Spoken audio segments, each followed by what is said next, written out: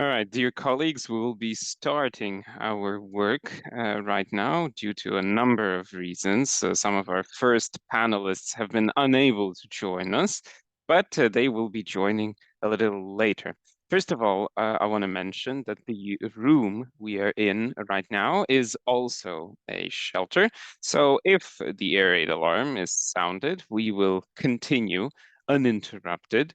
Uh, with our conversations that will also contribute to our actions. This event is taking place as part of the increasing resilience of Ukraine against consequences of the war project, which is supported by the European Union. It's very important. The name of the project mentions also the consequences of the war and the impacts of the war, which are multiplied day on day. Ahead of the second anniversary of Russia's full-scale invasion, Ukraine is in a difficult situation. It is forced to respond to a whole number of challenges. The Russian Federation, it would seem, has seized the initiative in terms of military action pretty much along the entire front line. The aggressor is strengthening their push. We are not surprised anymore by the fact that, according to the General Staff of the Armed Forces of Ukraine, more than 100 clashes occur on a daily basis.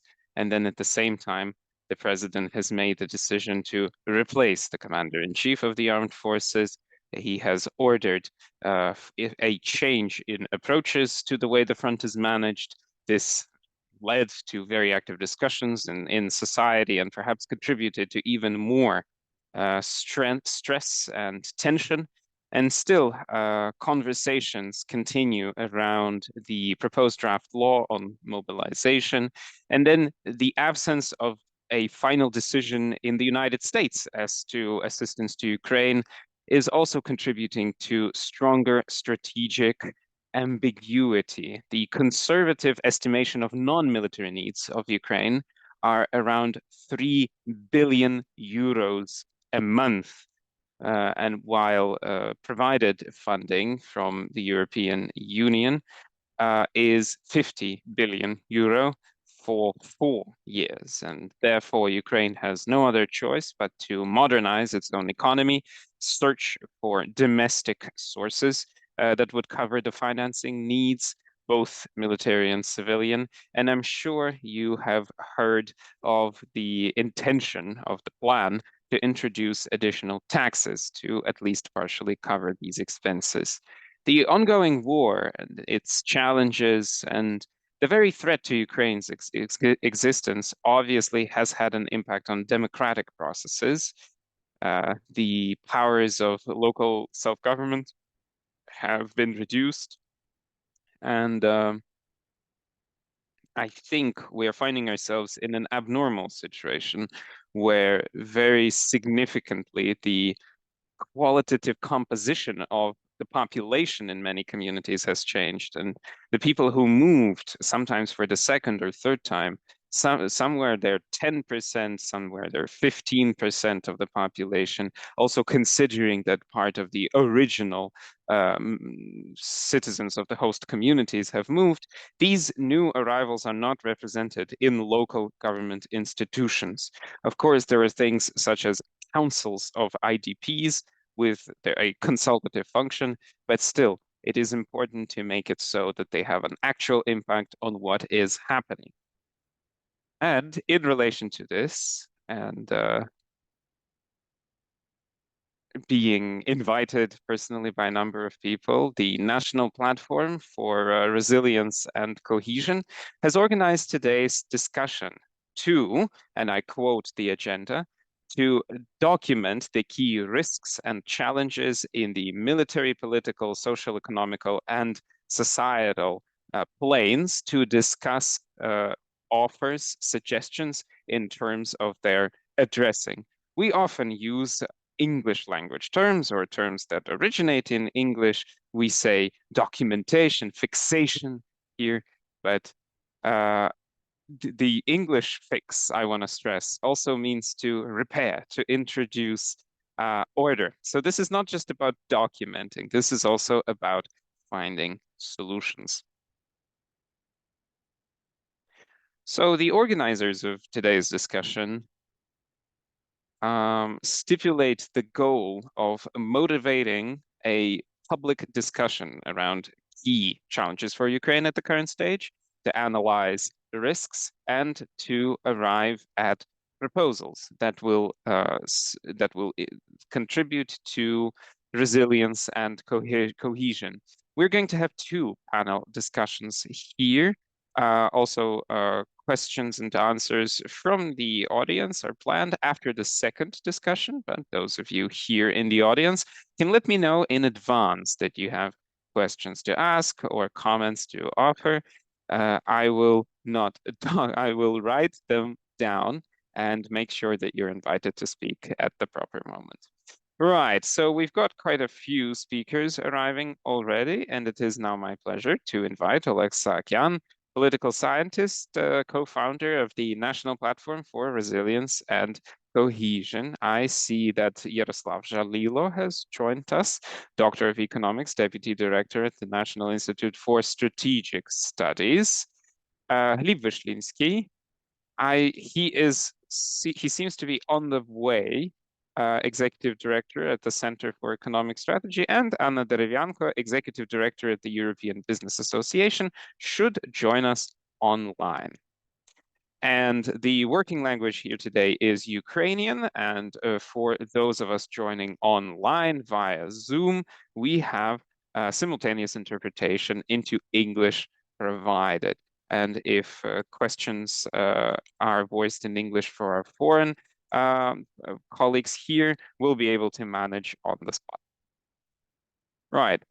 Please be aware of the time limits, up to 10 minutes.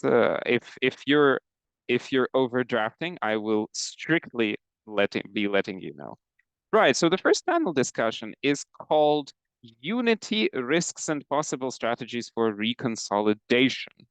And both of our speakers, I will ask them, instead of a blitz response, let's just start with an answer to questions. So is this is this unity or need for reconsolidation, or is it unity and need for reconsolidation? So let's get started. Let's get dug in. Alexa Khan, over to you. Thank you so much for the first question, and I think it very nicely stresses the difference between unity and reconsolidation. First of all, I'm very happy to welcome everyone joining us here today physically. The hall is pretty much full.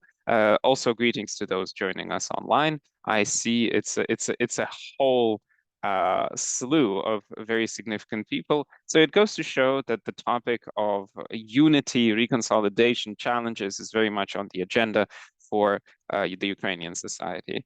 When we speak of unity, this is about a certain condition that can be interpreted in many other ways.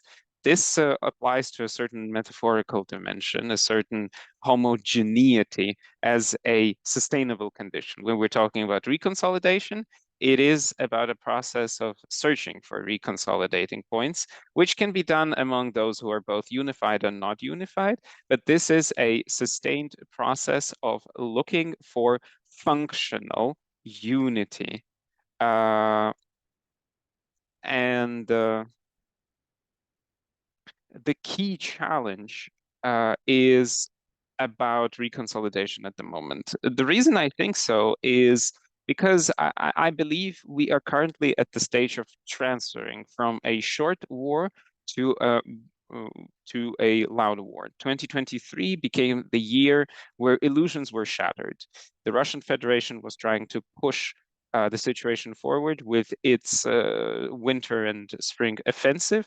They were unable. They had to accept the reality of defense, which then contributed to the Ukrainian offensive only being successful in two regions. We were very successful in the sea, seriously successful in the air, but there were no significant advances on dry land.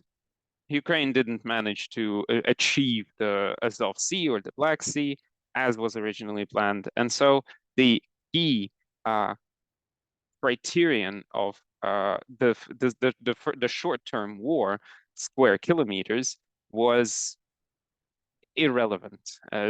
Using this criterion further doesn't meet our needs and doesn't describe our reality. The future of the war will not depend on the situation on the front line, which of course is a very important for the overall picture, but whether the front line has moved 100 meters one way or another, whether territory has been liberated or not, might not have a critical impact on whether any of the sides will achieve a victory ultimately. And that depends on multiple factors. It depends on the way how the backlines are organized, how the front and the back lines interact, and overall, the transition towards a long war.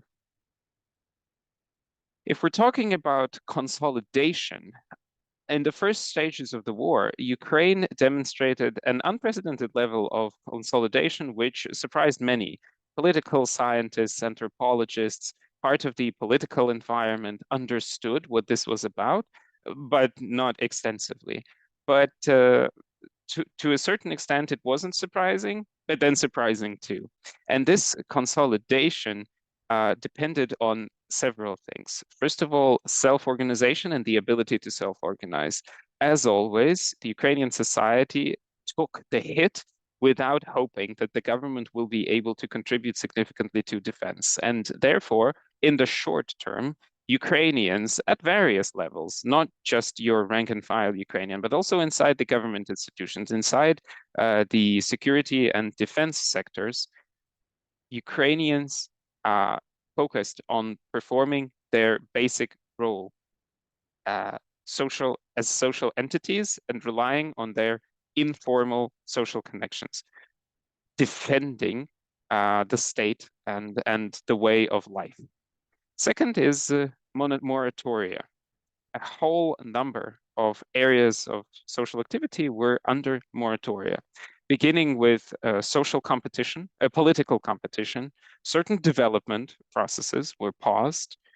I mean, all the way down to an individual level, the issue of resting, of allowing yourselves the entire spectrum of emotions was under moratorium. But the longer the war carries on, the weaker these moratoria become. And 2023 demonstrated that as we head over into long-term war, these moratoria fall down. Now we have political competition, and now people are asking themselves, can you enjoy a little vacation during the war? Can you be happy? Can you be satisfied?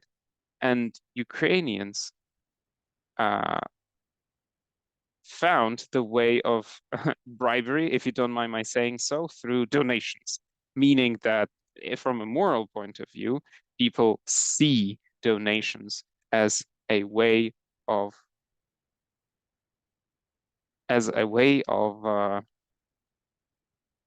buying your way into acceptable activity. So these donations are so significant that they can be compared with the amount of the state budget of Ukraine. Both volunteer and banking institutions demonstrate that the overall amount of donations has exceeded $1 billion US dollars. And these moratoria remained in place in 2023. Still, the final bastion of the short-term mobilization, I believe, is the change or the finalization of the military and presidential duo-umvirat, where Zelensky and Zaluzhny were seen as two figures representing a societal consensus of dual power wielding, where the commander-in-chief was seen as someone bringing balance into presidential power. The contract seemed to be that the military personnel are not getting involved in politics. Politicians are not dictating what the military have to do. But now, what we are going through metaphorically is as if we were driving in our car, but now something has broken down in our wheel. Now the check engine is on. Something's falling apart, but we know that, we just need to get to make it another 20 kilometers. We're not that far, right? We know that it's literally behind the corner. And therefore, all of these issues, corruption, uh, a lack of developmental achievements, the issue of whether we should be funding the Museum of the Holodomor, should we be repairing sewage systems or buying drones, that's an issue for after the war, because we just need to cover these 20 kilometers. Then we make the 20 kilometers, and it turns out this is not the finish. And those issues that just 30 seconds ago felt like secondary, that we could have parked, we now become aware that they're critical. And so early 2024, things are falling down. Uh, People say that we've opened Pandora's box and everything, and now a whole number of conflicts and issues are making it into the public sphere. I think we can bring this down to a couple of important priority issues. First, governance transformations. One of the issues of reconsolidation is about abandoning the manual management style and coming back to institutional capacity for governance, planning, and working in mid-term perspective, 5 or 6 managers.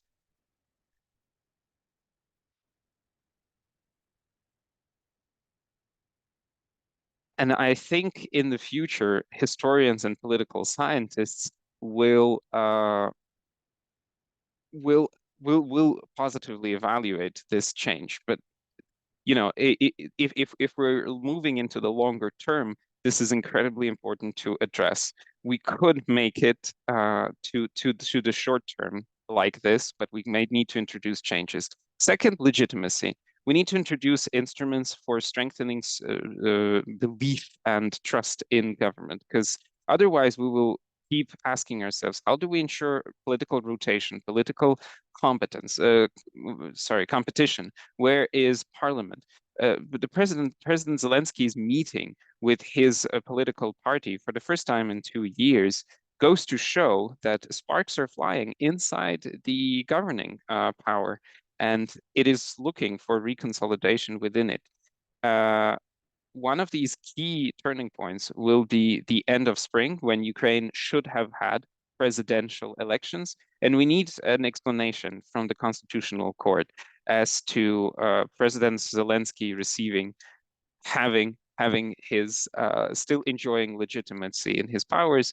The articles of the Constitution are clear and well formulated. I have no issues, honestly, in terms of the legality, but there's societal legitimacy, the readiness of society to accept this legal reality. And here we are approaching one of the fears that will be actively used both by Ukrainian and Russian political forces.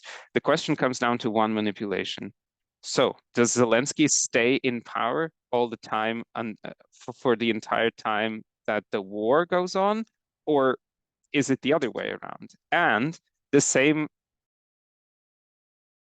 the same manipulation will apply as to the previous president, where we will enter the loop of an endless war, which allows Zelensky to be president.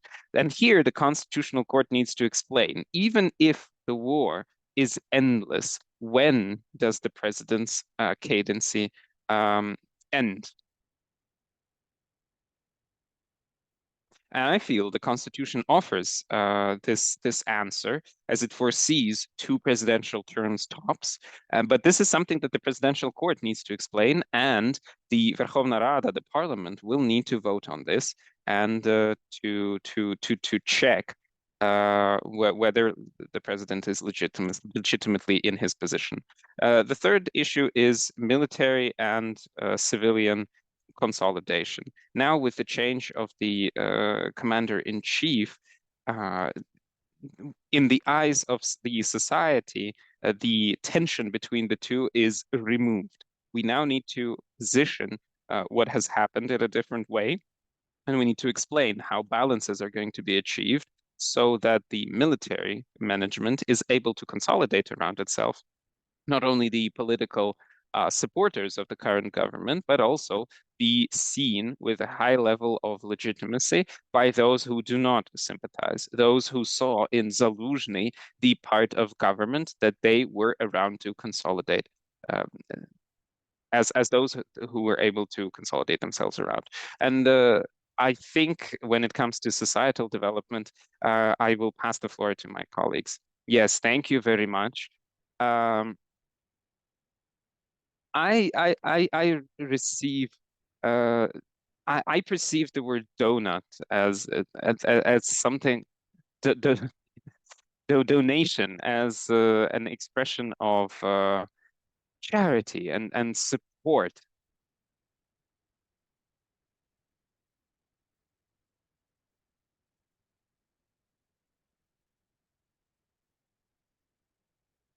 But I understand what sort of debates might be introduced by the term of presidential term, a cadency.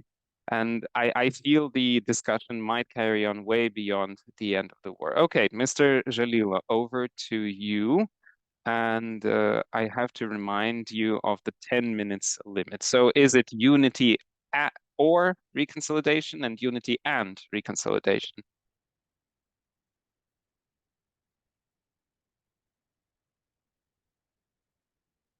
All right, it's always a great pleasure to speak after Oleg because he leaves so many important points that you can refer to, and what's important, you know what to respond with. So, answering the question you have posed directly, I think it's pretty obvious. It is unity through reconsolidation. In order to keep our unity, we need to reconsolidate. I will be speaking of economic aspects. And it's incredibly important today to clearly assess the situation that we are dealing with, understand what we have avoided as a result of the last 2 years, um, and the challenges that we are dealing with. So briefly, what it is that we have avoided.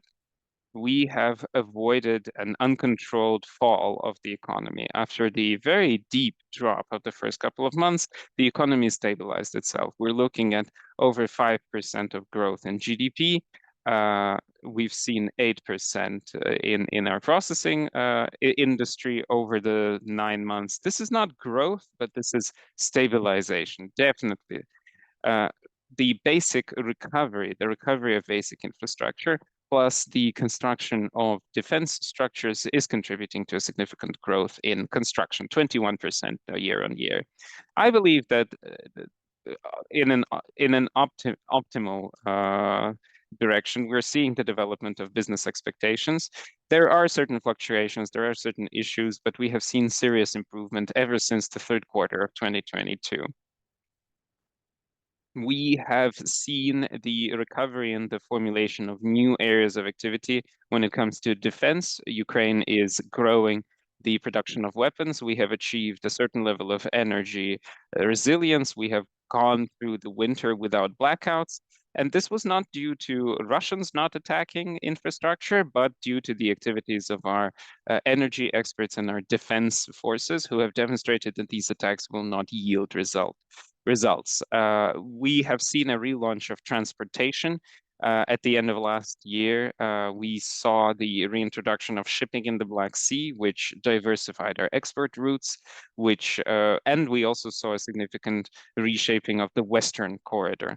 Seen a relaunch of the agricultural sector, which lost significantly from the loss of land and the damage dealt to the south of the country. We are seeing signals very, very weak, but in terms of the arrival of foreign direct investment, and we are seeing certain growth in interest. Macroeconomically, we're seeing stable inflation, forecastable exchange rate, there's stability in the banking system, and there's significant trust in the banking system from businesses and natural persons. But we need to understand the nature of the issue. Ukraine currently is the only case of an open market economy that had that has had to deal with the magnitude of economic risks, of military risks that we are dealing with. And we're facing the unique challenge of trying a market, democratic-based market economy, which could counteract a stronger external aggressor based on domestic resources and international assistance. As part of this model, Ukraine, in our opinion, has seen the sustainabilification, so to speak, of the decentralized model of an economy where all players, such as parts of the civil society, government entities, individual citizens, governments, identified their own sustainability and resilience tract. And this is our strength, but this is also a potential weakness, because if we fail to meet the main challenge, how do these individual resilience tracks can get consolidated into a single direction, the direction of victory, ensuring economic stability and resilience for the whole country, then we will be facing issues. Resilience is achieved through adaptation. Unfortunately, and Oleg has mentioned this, today adaptation is seen as an attempt to return to business as usual, replicating pre-war practices and schemes. This is impossible. It's only possible, yes, to make it until the next 20 kilometers, but it will not be viable for long-term victory in the war. We need to reformat to achieve the sort of reconsolidation that we're discussing. We're facing a difficult situation because reconsolidation needs to address the centralized issues of war in a system of decentralized resilience. This is a philosophical, methodological issue that we need to address. Some of the key anchors for this resilience are decentralized. This is about entrepreneurship, civil society, decentralization, economic and political openness of the country. And with too much enthusiasm, you can explode these anchors of resilience. Unfortunately, the government's weak capacity for developing and implementing innovational approach in policy turns them to seek support from business as usual. We're seeing this in banking policy, fiscal policy, and so on. Unfortunately, this is already slowing down significant processes, such as for basic recovery, and limits the use of Ukraine's resource potential. A second limit comes down to the fact that, as I was speaking of macroeconomic stability, macroeconomic stability is outsourced in a way. It is critically dependent on external support. And for it to be sustained, we need to continuously keep the openness of our economy. We need to move along the path of European integration. That's the cost of this resilience, but it is an acceptable cost because it is in Ukraine's interest. So a key objective is to ensure the resilience of this decentralized economic model, its capacity for the mid and long term to preserve the country's defense capability and to support its activity. Oleg mentioned donations. It is a very important source, but we have to understand that donations won't get Ukraine to victory. It is not, correct to make comparisons to the budget of Ukraine. The budget of Ukraine, military budget of Ukraine, is 747 billion US dollars. And if we are not able to fill this budget in the midterm perspective, meaning over the next 2 to 3 years, means we will not be able to win the war. So the economy needs to keep working. It needs to be capable to meet the country's defense expenses, and it needs to be able to ensure the functioning of the economy as such. In the decentralized model, this means that we need to turn these local tracks into the overall direction of strengthening security and defense, allowing for a space of opportunity.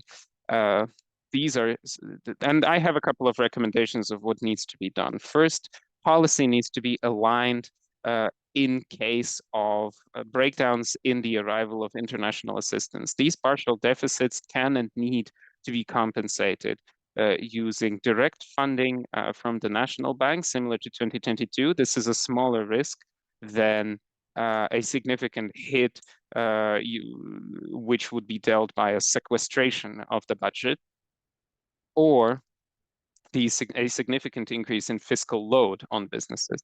My second recommendation, we need to be capable of using modern tools of macroeconomic stability that do not harm economic development and meet the reality of wartime. We're seeing the situation where a significant amount of costs are hung up in the air in the banking sector. This can be an issue related to the reception uh, of external assistance. External assistance gets hung up and does not work.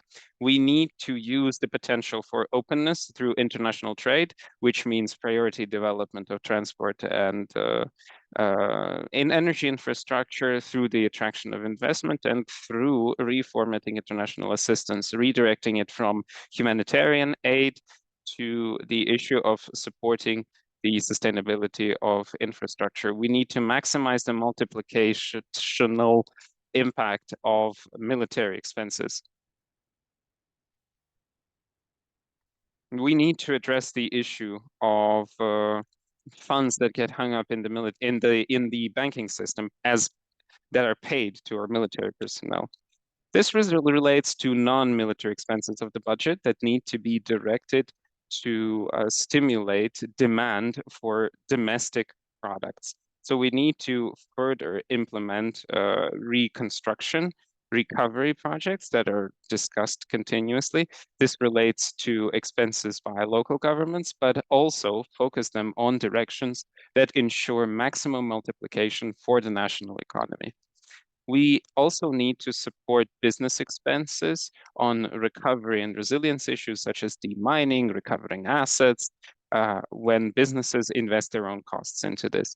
This can be done by implementing territorial focused mechanisms for recovery. And my final recommendation, the recovery of damage from the war needs to be considered as one of the drivers for the economy, even for the period of the war economy. So this discussion, let's not recover, let's just keep waging war, can take us to the point where we will lose our decentralized economic model. So full diversification, which needs to be supported by international organizations, local budgets, national budget, private entities. This will allow to maximize the process and flow and the absorption capacity for these flows, and therefore maximize the multiplicational effect of these processes for the economy. That concludes my intervention. Thank you. Thank you. I kept hearing how we keep saying winning the war, uh, not achieving victory. Winning the war can be achieved not by us having the upper hand, but the enemy suffering a defeat, if you know what I mean.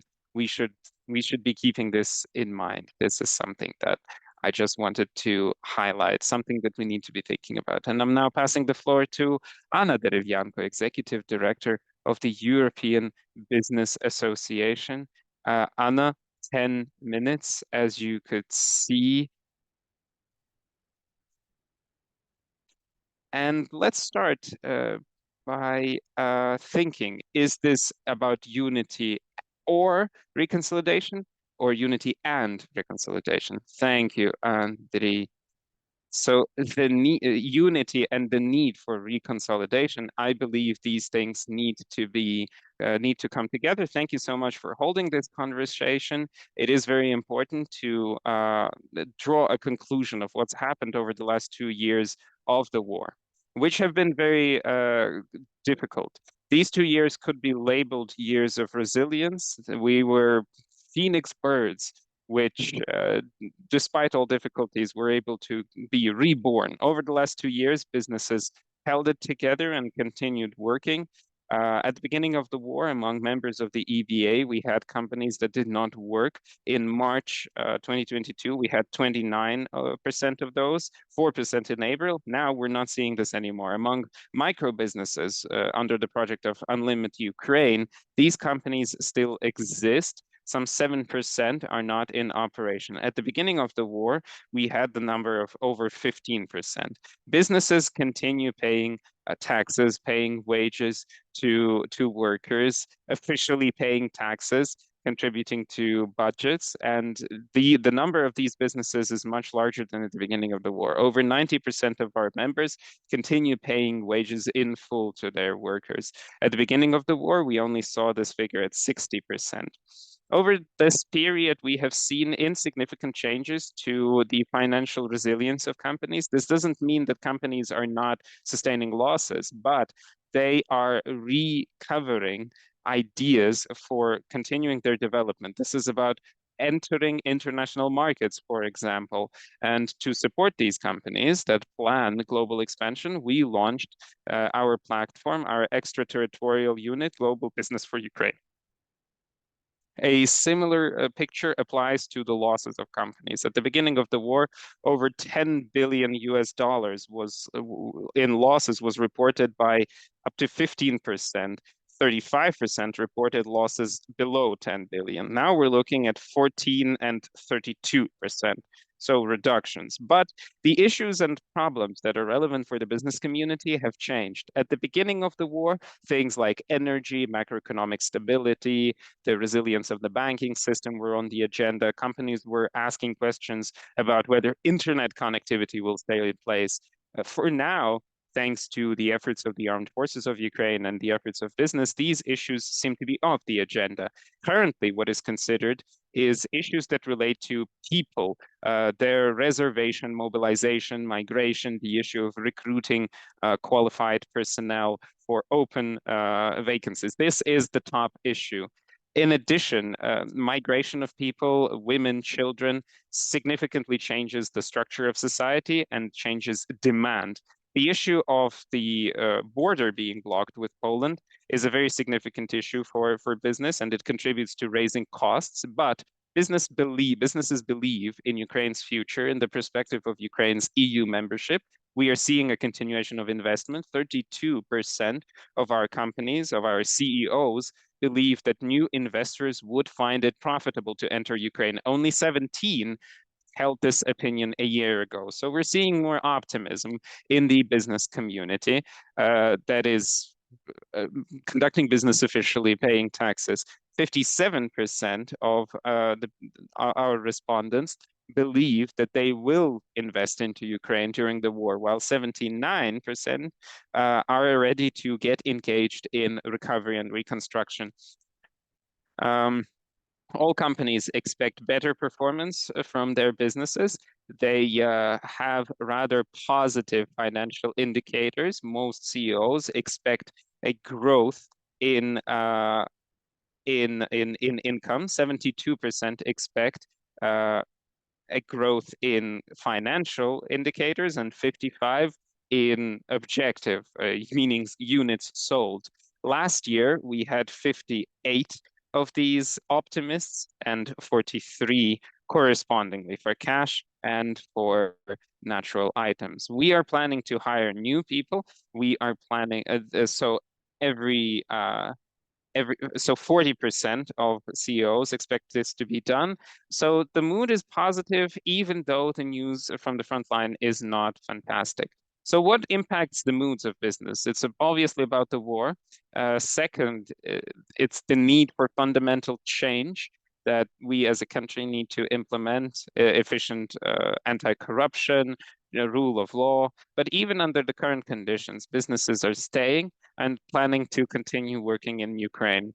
So how can we support business resilience and sustainability? Apart from working with fundamental reform, the issue of reservation, economic reservation against mobilization needs to be addressed, strengthening Euro integration, strengthening resilience and cohesion inside the country, communicating about reform that are necessary and what are the barriers to their implementation, explaining the need for certain decisions, meeting businesses, holding conversations. So from our end, and we represent over 900 companies that are members of the European Business Association and over 5,000 private entrepreneurs, I can say the resilience is there, the flexibility is there, the consolidation is there.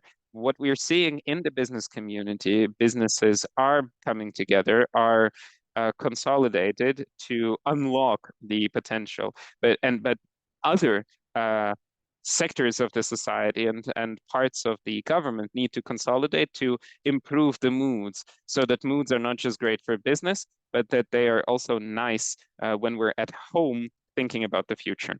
Thank you.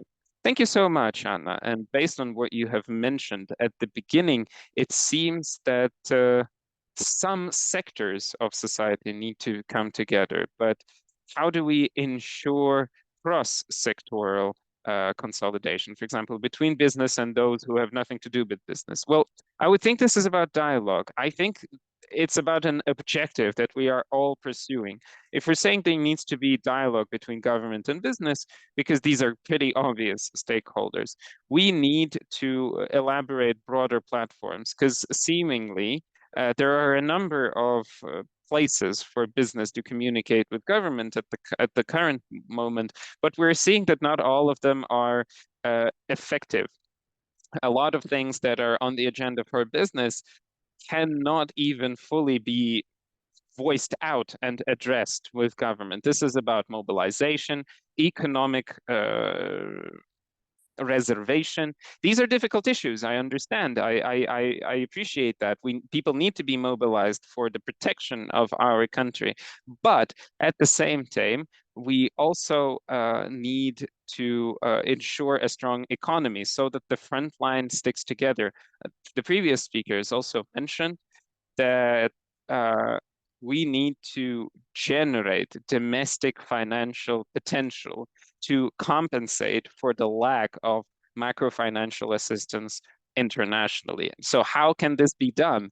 Through the consolidation in the business community and through consolidation between government and businesses, so that the government hears what business needs and business so that business could trust the government, because there is an element of mistrust between government and business due to a number of reasons. So we should not be hiding away from issues that are on the agenda currently in our society, I mean, broadly speaking.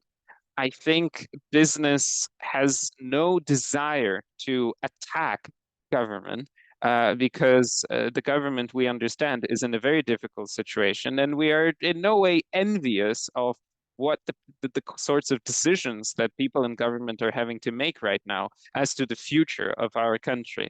And so I would say that rather this is about trust. We would like to have a trust-based dialogue for government to understand that business is trying to suggest solutions, wants to thank the government for what it is doing to protect our country. But on the other end, it also wants government to hear what it can do to make the playing field favorable for business, so that business is able to provide more support, so that business is able to invest more into the country, create more jobs, and pay more taxes. So in this context, I think this is about communication ultimately. How do we approach this communication will define how well we will ultimately move on the path to victory. Thank you, Anna. When Anna says, I believe, I replace it for, I have grounds to think that. So thank you very much. That was a great intervention. We have a pretty strict time limit, and I understand that there is a great desire to speak as quickly as possible to put as much into it as possible. But we have simultaneous interpreters working online, and we are kindly asking you to stick to a pace that allows our simultaneous interpreters to catch everything that you're saying and have it delivered into English. All right, Librstevsky. So unity and reconsolidation, or unity or reconsolidation? And then also sticking to the topic of your panel discussion. Thank you very much, Andriy. I hope I will be able to meet the 10 minutes timeline. First of all, because Yaroslav has offered a very well-grounded analysis of the economic situation, and Anna has spoken from the point of view of business. So I will focus on issues that relate to financial stability and sustainability that should unlock significant and sufficient resources for victory.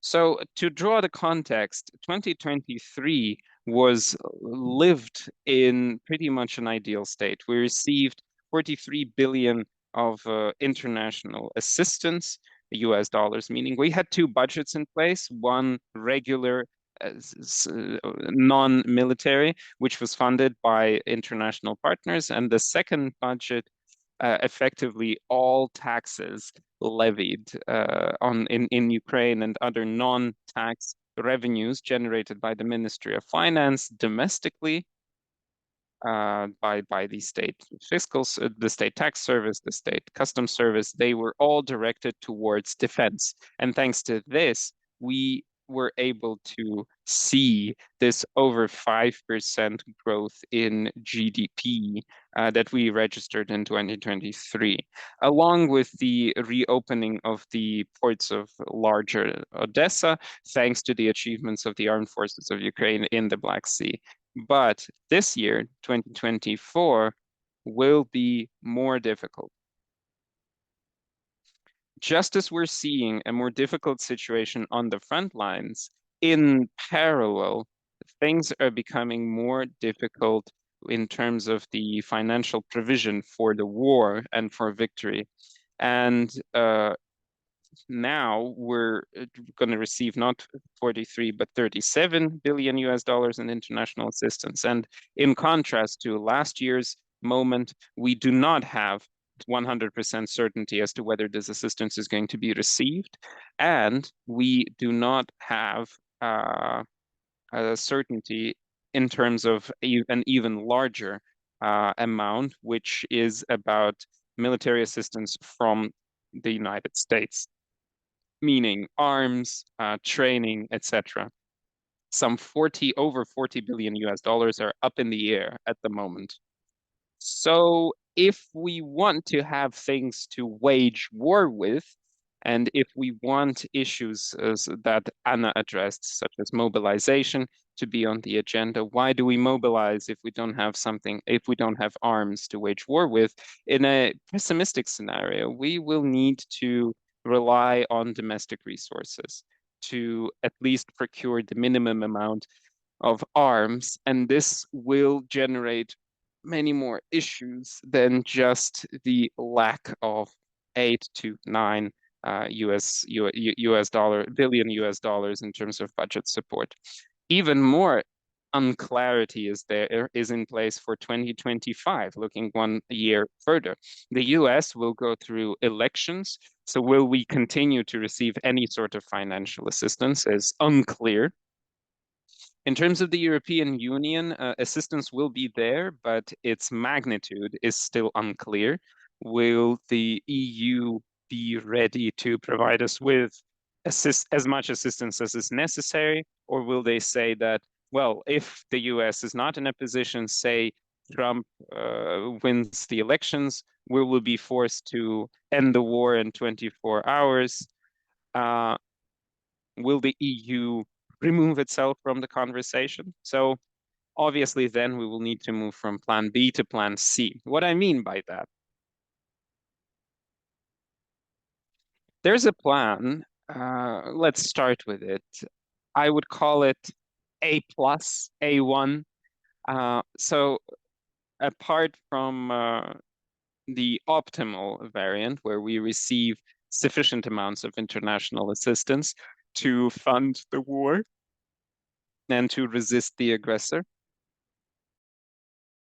we should also not forget of the 300 billion frozen Russian assets, which are mostly in France, Belgium, Luxembourg, uh, Guernsey, and other territories, other jurisdictions. These are assets of the Russian central bank, and ideally, they should be directed towards Ukraine's reconstruction in line with the registry that is administered by the Ministry of Justice, supported by international partners in The Hague.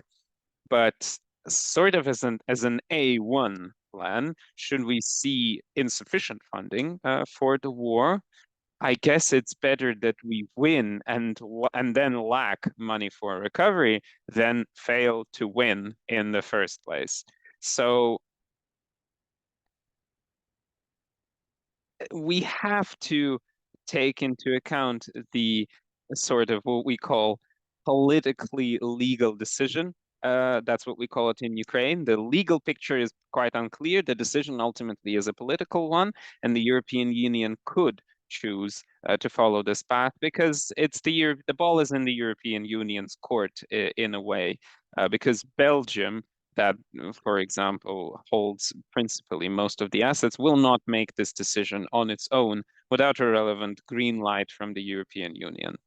Now, let's get to Plan B. Plan B is, well, what Yaroslav called something that he is not happy about, something that reduces domestic demand.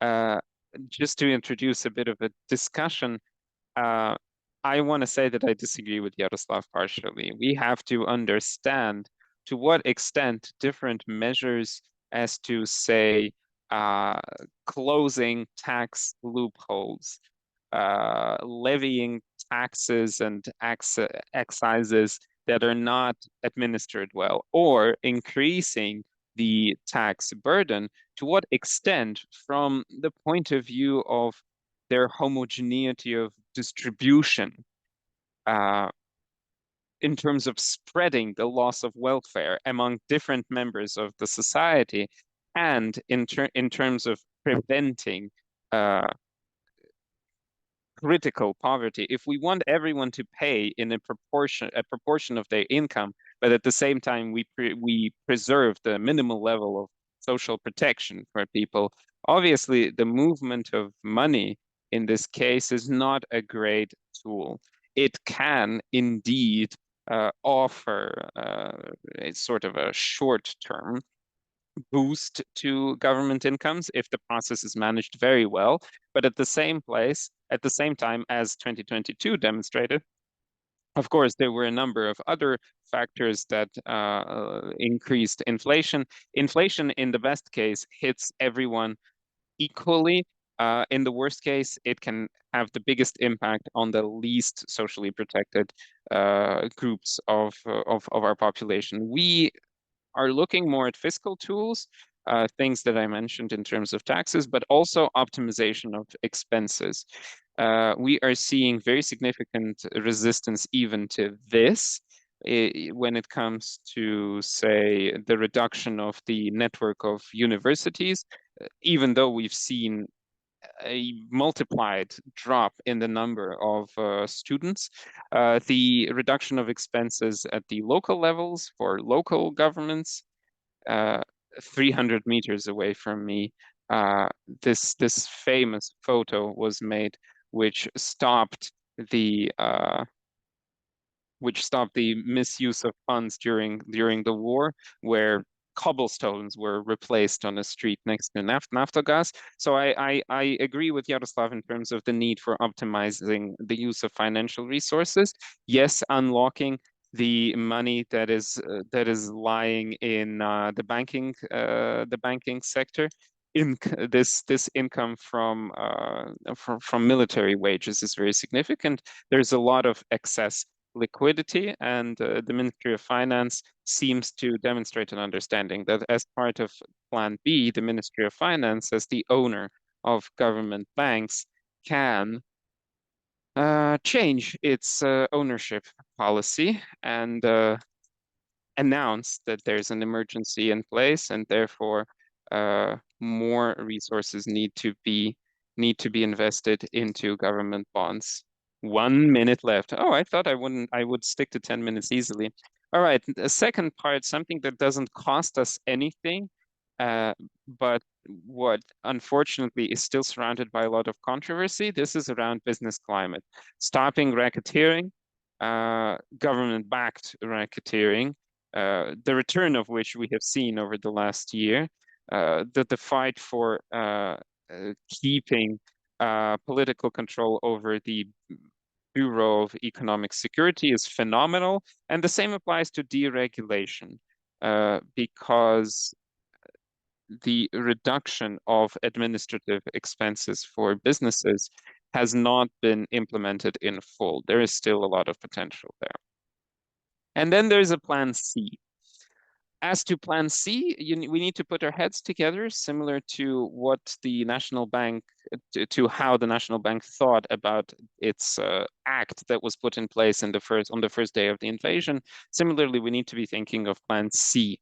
If the war is long, and when we decide to resist, even without external funding, what will be the redistribution of resources inside the country? Because mostly we are living our regular life in our backline regions and cities. Nobody is saying that we should have people leaving agricultural production, moving into plants to produce artillery shells, and then when we'll be lacking food, we will have food talents.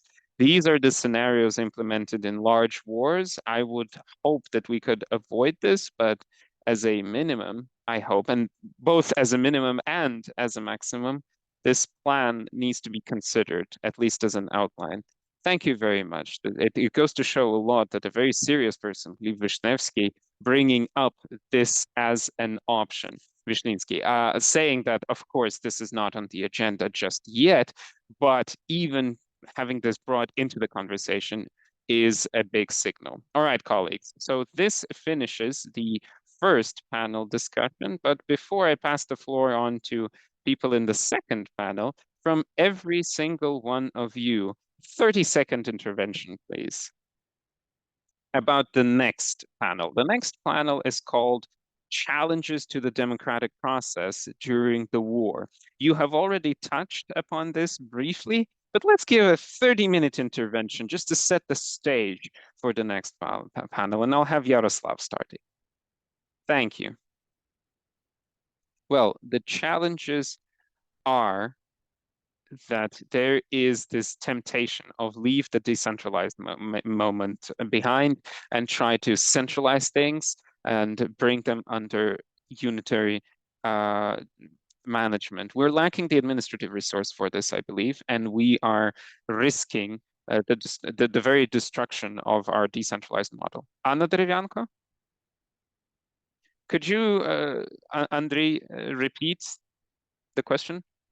Yeah, so the formulation of the second panel's topic is about challenges to democratic process during the war. Could you outline a 30-second idea on this?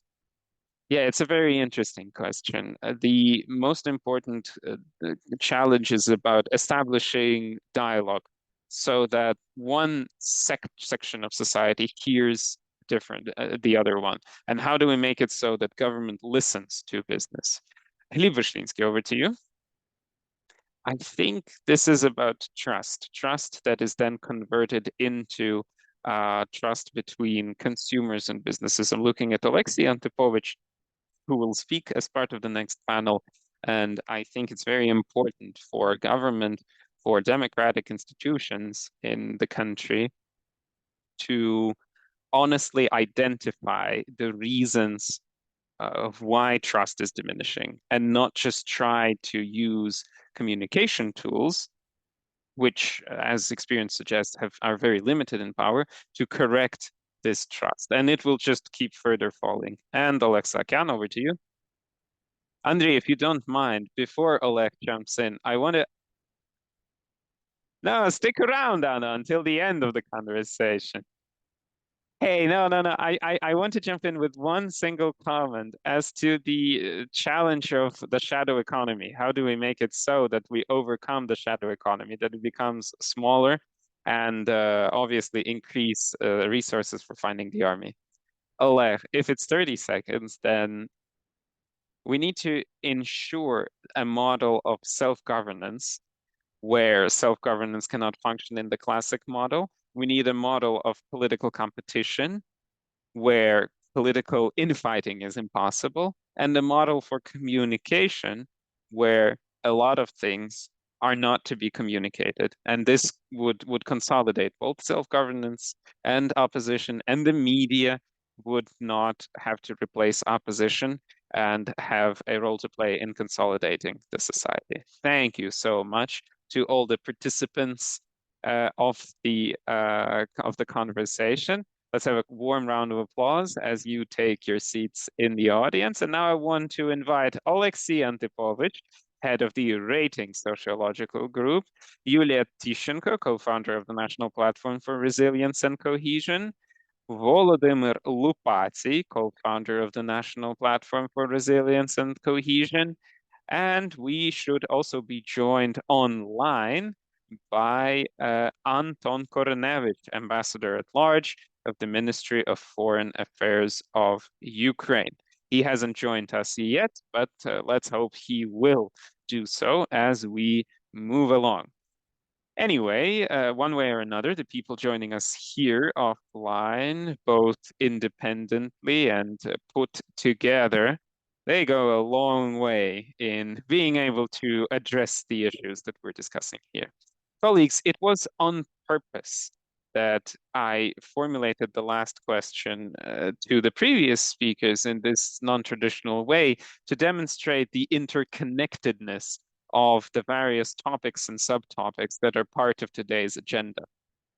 And before I pass the floor to our speakers and reminding them of the 10-minute limit. So we say challenges to the democratic process in times of war, an action plan to maintain social cohesion and resilience. This is the formulation, and it comes from the people representing the National Platform for Resilience and Cohesion. So you changed the order around first cohesion, then resilience. Why so? Let's start with that. Let's start your speeches with that, and then obviously stick to whatever plan you have in mind. Okay, Alexey Antipovich, let's go.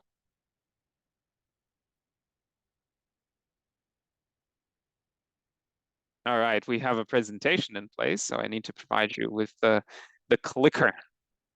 Where is the clicker?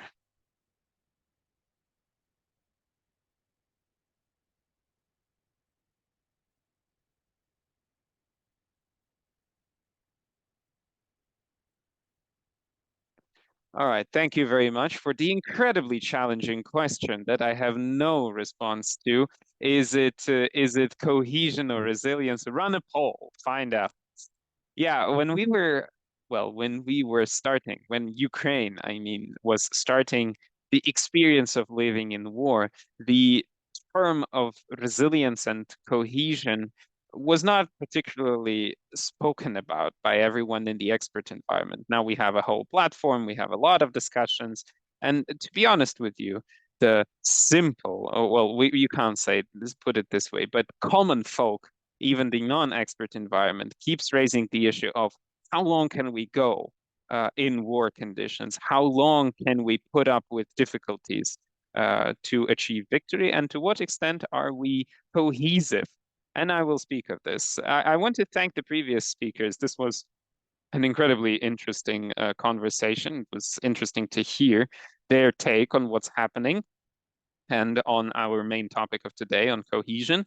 I will take the time to demonstrate the opinions of citizens that we have registered as of today. So partially the research I'm going to talk about, only briefly, they were carried out in January and February this year, 2024. So my presentation, all right, so what is it that I'm pressing here? Right. There we go. Okay, so since we are speaking about resilience and cohesion, first of all, I have to mention these moods of resilience and cohesion in society depend on how strongly people believe in victory. And this slide represents the dynamics that we started gauging in 2022 in January, ahead of the full-scale invasion. We asked people, will Ukraine be able to resist Russia? And you can see what a dramatic shift we saw in March 2022. And this limitless, endless belief, which was around 90% across the 2 years, it kept us going strong. And, psychologically, this might not be even a belief, but a very strong desire, a very strong manifestation by Ukrainians to resist in the war. So 97% sometimes was demonstrated. But you can see how things have become a little more relevant as of today. 85% of Ukrainians still believe in victory and in the country's ability to resist Russians. So be it 90 or 85, 95 or 85, it doesn't matter all that much. But there's now this relevance. See, 3/4 used to be absolutely confident. That's the bottom blue bar. But now that figure is down to 42%. So we're registering a bit of uncertainty. And how could it have been different? It's only success at the front that contributes to this indicator. And ultimately, I believe military action, the war in Ukraine, defines everything ultimately that relates to societal activity and government's activity. Everything else is secondary or uh, so therefore, if this indicator drops down, this will make it more difficult to have conversations of resilience. Continuing this same topic, so against the same 85% of Ukrainians who in February 2024 believe in our victory, there is almost a similar 80% that doubt our ability to resist Russia's attack independently without international assistance.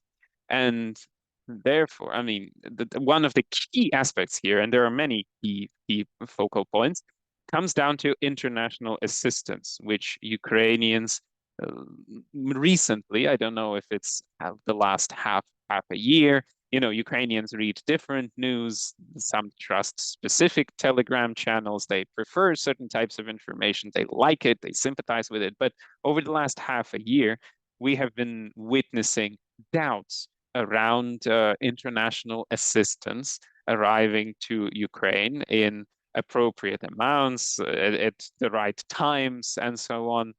And therefore, communication or even, simple information for citizens about Ukraine not being alone in the battlefront, receiving support from other countries, that other countries are backing us, that the whole world is rooting for us. This is very much needed by our society. The demand is very strong. Continuing, I want to share a couple of charts for support in terms of Ukraine's EU integration. So this slide represents EU. We're still registering very high indicators, 80%, 75%, ever since the start of the full-scale invasion. An overwhelming majority of the population supports Euro integration. Only 5% are strongly opposed. And despite the somewhat dropping trend due to this process being a little too slow or lacking logical continuation, you can just consider the entire history of our research. Back in the day, we would see support at around 60%. So 70, 80, 90, one way or another, an overwhelming majority of the population supports EU integration. Same applies to NATO. This is what this slide represents. 77% is the most recent indicator. Only 5% are strongly opposed to NATO accession. Once again, we see a drop in popularity, but this is explained by the fact that there's literally nothing happening in these terms. This is just a precursor to this slide that I wanted to show you. We tested the idea of Ukraine's accession to NATO, but only with the territories that are currently controlled by Ukraine. And now you can see the distribution. 40% support, 55% do not support this idea. This is a 50-50 divide, essentially, of the Ukrainian society with a single, I'm not going to label the decision positive or negative, perspective or non-perspective, but anyway, compromising on this issue, on the issue of Ukraine's independence, Ukraine territorial integrity, immediately introduces a significant divide in the Ukrainian society. And the divide is almost 50-50. And, I'm not forecasting here anything. I'm not mentioning any figures for peace initiatives, for the negotiations with Russians or negotiations through international intermediaries. But this goes to show that any such process will generate different responses and different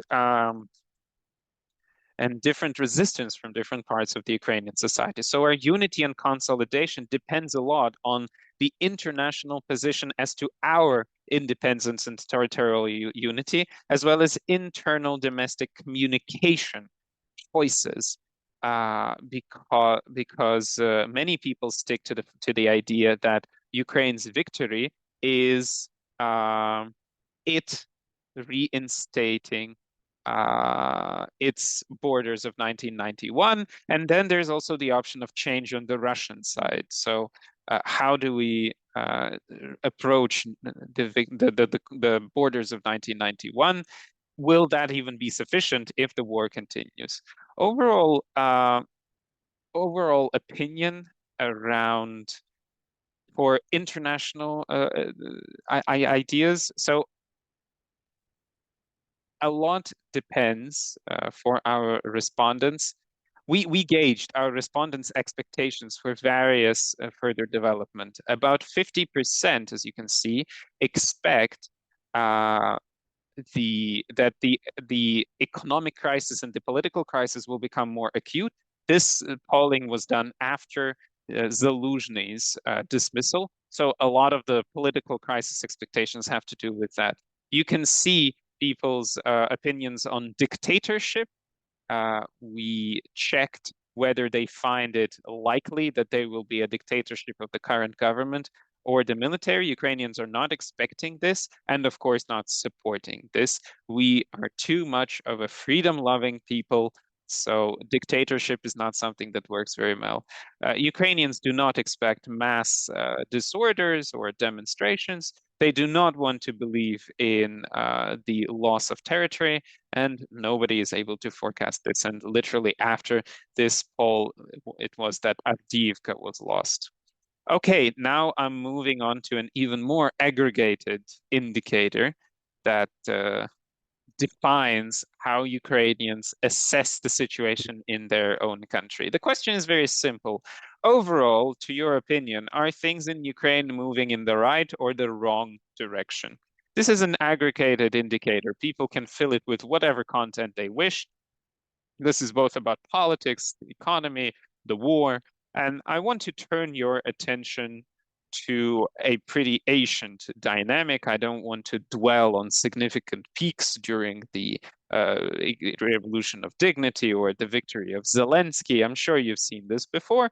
I want to only focus your attention on the dynamics over the last 2 years. So over 70%, up to 80% of Ukrainians believed across the last 2 years of the war that we are moving in the right direction. And it's not like you could say that Ukraine was having great times, but Ukrainians kept saying we were moving in the right direction. We were doing the right things. We were moving towards victory. We were resisting the enemy. We were consolidated. We were unified. But then 2024 was ushered in. No, I'm going to put it in a different way.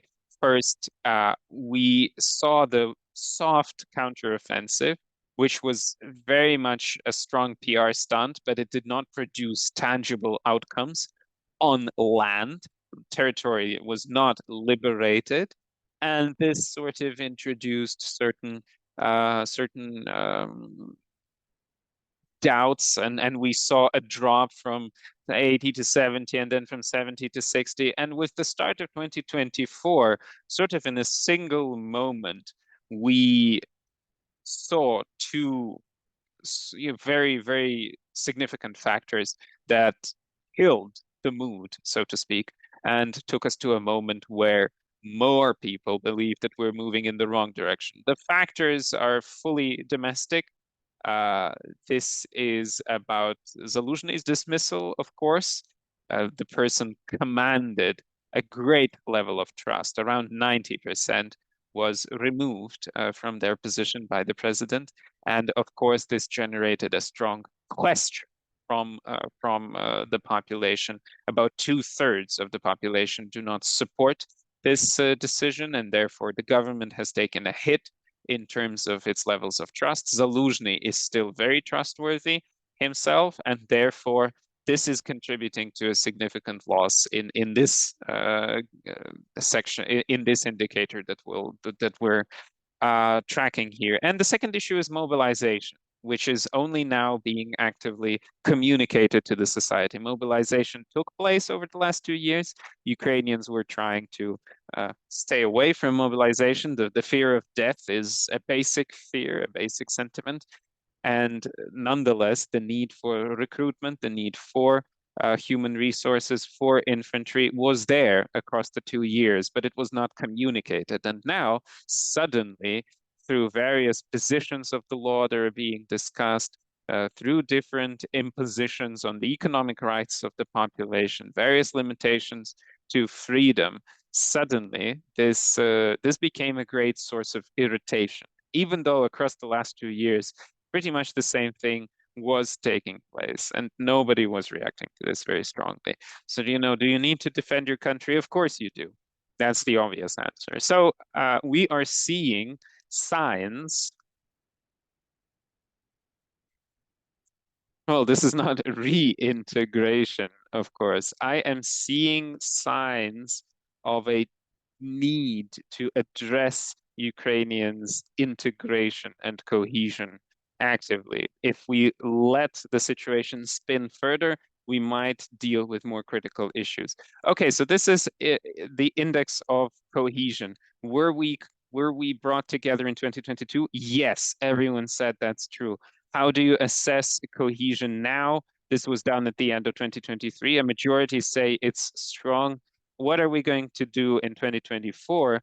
It's the forecast is still good, but the questions are introduced. What can bring us together? Victories of the armed forces of Ukraine, that's one thing that can bring us together. What can disunite us? Political conflict, 62% believe so. So that's the answer in terms of the appearance of political aspects in the country's societal life. Consider the last row here. Who do people trust the least? Or I will probably put this even the other way around. Who do people not trust the most? People of different political views, other political views. You distrust them more than people you don't know, people of other nationalities, etc. That is the defining factor. So any sort of political opponent is treated with great distrust. And then the next issue that might introduce divides is elections. As soon as elections enter the stage, the sooner we will continue to fall apart. 62% of Ukrainians oppose any sort of elections. This was done last year. We were thinking about elections in March back then.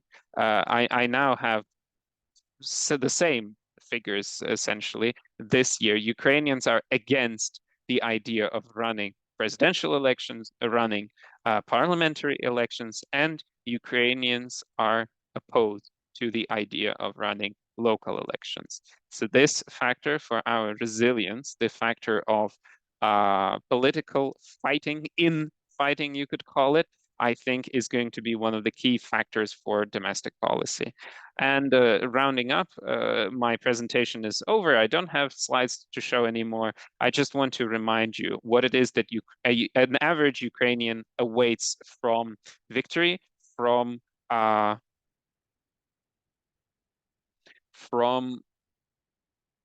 the current situation. Ukrainians demand justice. This applies to anti-corruption. This applies to punishing those who are responsible for crimes. This applies both to Russians and Ukrainians. Justice in economic relations, justice in taxation, mobilization, and all other domestic issues. Thank you. All right, thank you very much, Alexei. That was very, very interesting with great amount of detail, very useful. We will come to the questions a little later. We are carrying on.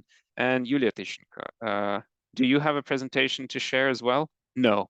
No, I do not have a presentation, but I'm very grateful for the presentation by Alexei, because some of the things that he highlighted, some of the things that we are discussing here, I mean, his figures, of course, provide a very nice picture.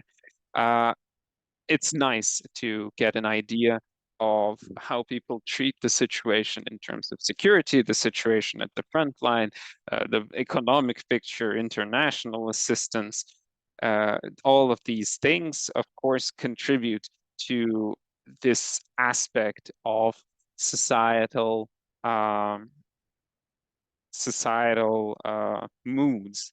Okay, so a lot of very interesting and significant things have been brought to the conversation in terms of politics, social support. I want to illuminate a couple of other things. We are meeting, for me, in very difficult times emotionally, because the war has carried on not for 2 years, but it started in 2014, meaning the start of the illegal occupation of the Crimean Peninsula, then aggression in Donetsk and Luhansk oblasts. So for 10 years, Ukraine has been embroiled in this. Why this is important to understand the aspect of societal cohesion and resilience, all of us are undergoing training in societal resilience, to be honest with you. And it started way earlier with the various social, political conflicts, the revolution on granite in the 90s, various events that mobilized societal political groups, the Orange Revolution of 2004, then the Revolution of Dignity. This model of social cohesion is defragmented in a way. This is both a weakness and a strength. I mean, this was not formulated on the 24th of February, 2022.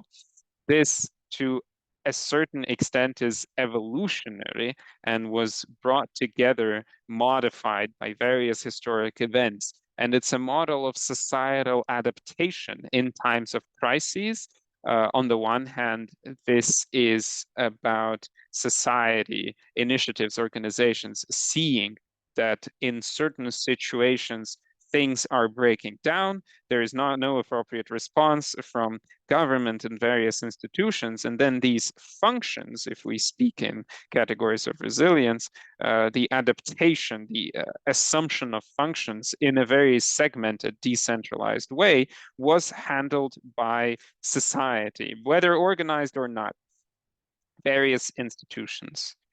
Uh, so meaning societal NGOs and stuff. They're not even political. If we remember the pre-war period, starting with 2014, a great amount of trust was commanded by volunteers, right? For example, people fundraising for the front line, and a lot of societal political projects sort of started as social initiatives, fundraising for the front line, helping the war effort, things that are much closer to civil society institutions rather than political initiatives. And I think this is still there in terms of how Ukrainian public sees these initiatives. But what's happening now? Let's talk about what's happening now and some of the key differences of the current situation to previous instances and the challenges that our resilience model is facing. The slide on cohesion was very interesting. What is social cohesion about? This is about trust, ability to cooperate at a local level, ability to engage people in addressing issues. Even donations are about resilience and cohesion. And this social cohesion is part of social resilience. Resilience is an ability to respond to various security challenges at different levels. But in conditions of martial law,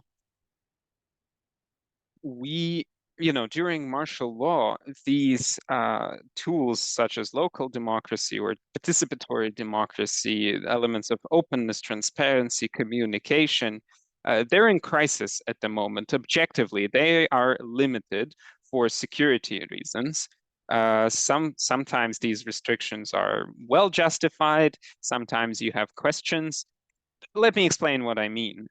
If you consider, oh, I'm not going to mention specific instances, but official websites of military councils of two oblasts in the west of the country, one will publish minutes of its meetings, the other does not. So the one that does informs its people of the redistribution of resources, decisions made on land allocation. The region where this is published in terms of security, it is much more vulnerable than the one where this is not done.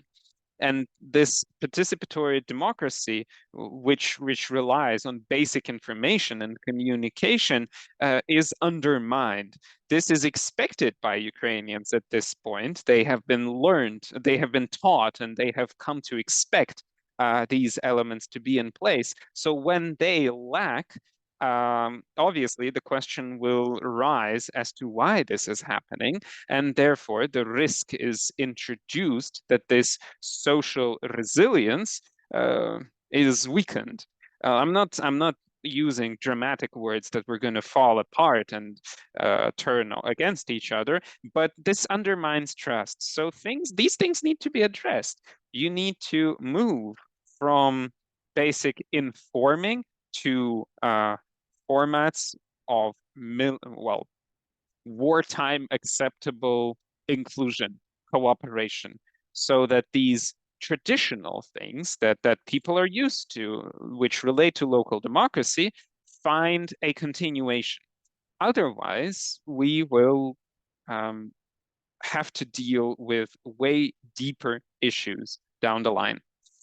So it's clear that the overall situation of social cohesion depends on further scenarios for the development of the security situation, the political situation, international assistance, the deepening or the actually mitigation of various economic risks that might be on the agenda. But this is a very important element. This was mentioned in the first part of the conversation, the risks to democracy and the shift in the nature of the war.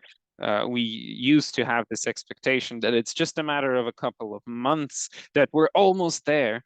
But now, to the extent possible, this is incredibly difficult, and there will probably not be a final realization that this war can carry on for a tremendously long time. It's a war of attrition. We need to adapt to this reality. We need to find new sources of resilience, new functions, which is a great challenge in a psychological sense, against the background of economic challenges. The issue of mobilization is super acute, incredibly difficult for our citizens to approach mentally, first of all. But obviously, this adaptation and search for long-term strategic solutions, not only in terms of information, but also for communication, this is super important. This framework is also very important for international assistance. One of the acts, well, of course, yes, there's elections in the US. I'm not going to get involved into this story too much, but these narratives that are sometimes spread saying that, well, Ukraine is not a democratic country, then why do we support it? This discourse is there, this rhetoric is there, but we need to remember that there's also a different discourse. If you view Ukraine through the prism of democracy, and if Ukraine fails to win and does not achieve victory as a democratic regime in opposition to an authoritarian regime. If democracy fails to demonstrate its capacity and viability, this will be an issue with reverberations way beyond Ukraine. We seem to have sort of lost view of this global narrative for 2024, but it's still there.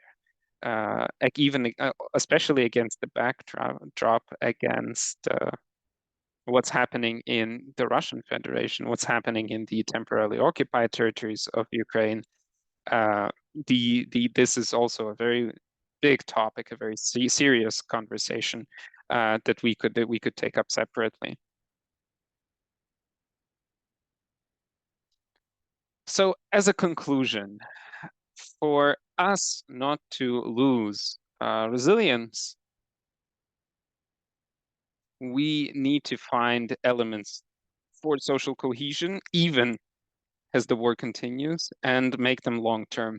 We need to not just inform the population, but we need to find communication tools for engagement, new innovation solutions for cooperation of government and society at various levels. These might be very obvious things, but nonetheless, I believe that they are quite important in the sense of transforming our functions, staying strong, and demonstrating to others that this is possible, that there are various dimensions to our existence that are not limited by the war.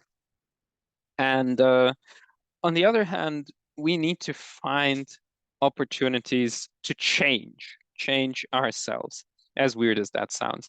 And finally, the demand for justice. This is something I want to mention as well. There's an external dimension, the tribunal for Putin. I hope we will have the opportunity to discuss this today. And then there's a domestic dimension. There's also this narrative, not necessarily about Ukraine, when the small Soviet Union conflicted with the large Soviet Union, there was this issue. Ukraine, to its own self, needs to demonstrate this in terms of preserving democracy, unity, political competition during the war, even though people hate it. We need to demonstrate that we're not the small Soviet Union, that we are a country that is in negotiations with the European Union, that is able to recover during the war, to address its issues, to see them sincerely, honestly, and is addressing them. Thank you. Thank you. I'll be passing the floor to Volodymyr Lupaty. But if he sticks, to the time limit, he will use the entire time we have left to us here today. All right. Thank you very much to Mr. Antipovich for the sociological data that he presented here. I want to mention that we ran a specialized study to assess cohesion and resilience. It is available on the website of the national platform. So let's talk of social cohesion. The key thing and key risk is underappreciating the important idea of resilience. We keep seeing this mantra of unity and understanding, but on the other hand, it was very rare that we saw any sort of systematic policy on this issue implemented. And therefore, the issue of unity and resilience of Ukraine is in the headlines, of international media. The Washington Post just very recently presented a large study that showed how Russia's undermining operations operate and what their plans are for 2024. And they've identified 3 fronts. The first one is kinetic war. So what's actually happening on land. The second front is strengthening attacks on infrastructure of Ukraine. So I wouldn't be very optimistic, even despite the fact that we survived 2023. It doesn't mean we won't see a new escalation in 2024. considering the number of ballistic missiles launched, etc. And the third front is about destabilization, total destabilization, that has to do with both European countries, and we are seeing the wave of investigations that took place in various Ukrainian capitals, on networks, on agents. We're seeing the demonstrations across the European Union that Russia has learned to weaponize. And thus, our support to Ukraine depends on two factors: on our victories or losses on the front line, the physical front line, and second, on how cohesive we are, how unified we are. Because the psyche works in such a way, and the political game works in such a way, that people will support and will want to support those who are winning. And we saw this in 2022 and 2023. So the issue of social cohesion is a third front line, and it's a key component that will impact international assistance. To what extent we're aware of this, I'm not sure. Our options are simple. We either have destabilization, or we launch the industry of dialogue, the industry of social cohesion. And I want to stress, this is the key idea coming from our platform. This cannot be unorganized self-activity. It's great that this stuff is super decentralized. On the side of Russia, it's an industry, and it's not just a centralized industry. It's an industry using cutting-edge technological opportunities, meaning artificial intelligence, and you have targeted bombardment of people with psychological information based missiles. So the issue of the industry of social cohesion and an industry of social dialogue. When we speak of recovery plans, I want to turn your attention. It's a whole new industry, apart from the industry of, manufacturing shells, food security. We need a whole industry that we call dialogue around social cohesion. And what is the task, the objective that it should address? This is about converting trust to the president and to the armed forces of Ukraine.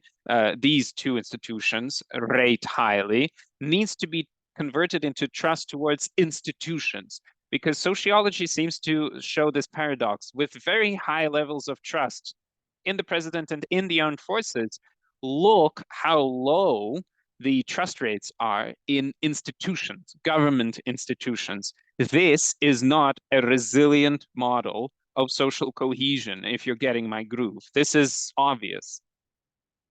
How much time have I still got? 5 more minutes. Oh, fabulous. Oh, I have time to address questions.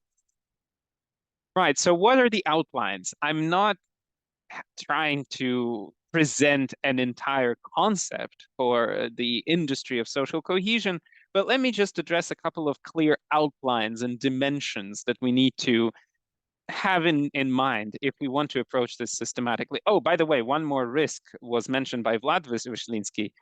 The biggest risk, perhaps, is that someone considers the data, the sociological polls, and based on this, will try to address the issue with pure PR measures without understanding the deeper, substantial factors contributing to this, and will turn the social space not into a space of communication, but into a space of propaganda. I think then our enemy will be applauding us. So let's consider a couple of key dimensions. A doctrinal, conceptual aspect is what I'm proposing here. At the end of December, this was the celebration of the Day of Ukrainian Diplomacy, and one of the achievements brought up in the conversation was that we now have one voice. We speak in one voice to the external stakeholder. To me, this doesn't feel like a competitive position.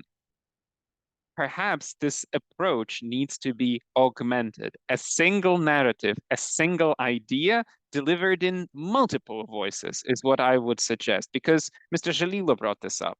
our resources of resilience are not just decentralized. I would say they're distributed. And the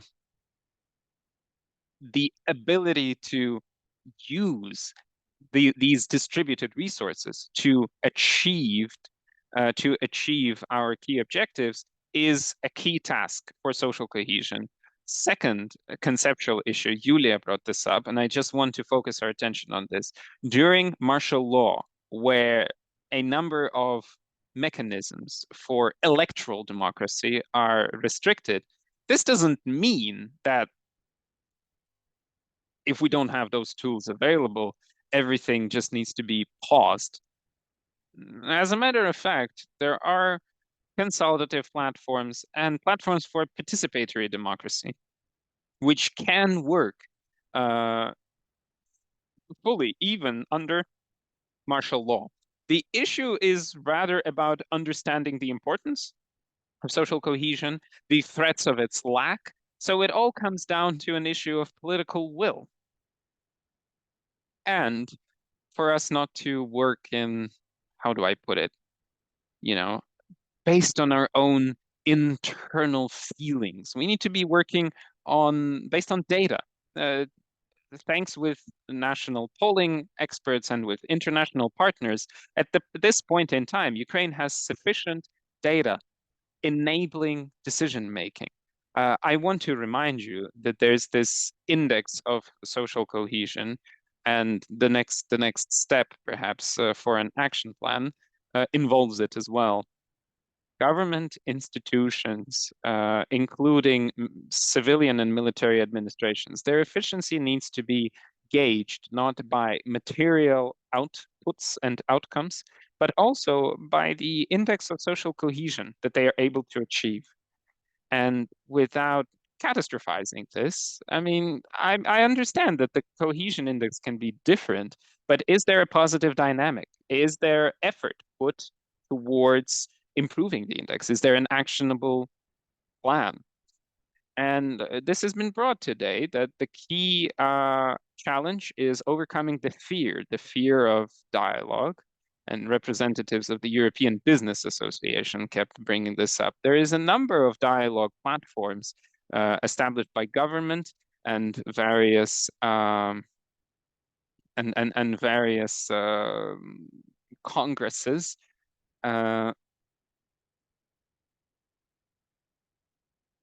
So for us to be able to speak of social cohesion, this all needs to be consolidated on a single platform.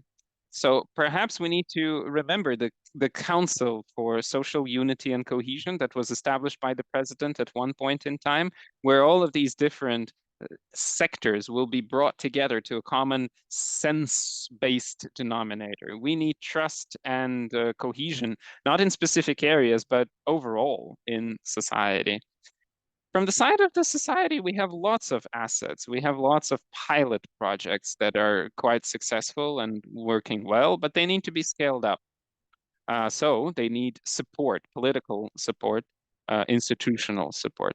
And the final thing I want to mention, the topic of social cohesion and resilience needs to be on the agenda of international donor platforms that periodically take place involving the Ukrainian government and donors. So the issue of cohesion and resilience needs to be the topic and the objective of investment, the subject of investment, because we need an ecosystem of resilience.